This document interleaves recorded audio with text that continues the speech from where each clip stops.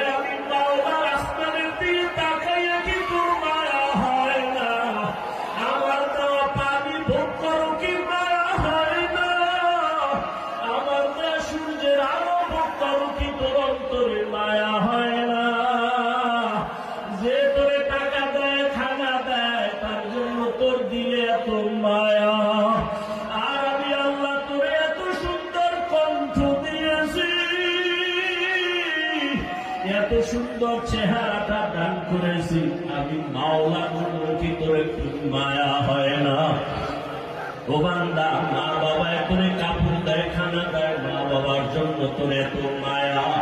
ওরে আমি আল্লাহ তোর জন্য সূর্য বানাইলাম, চাঁদ বানাইলাম,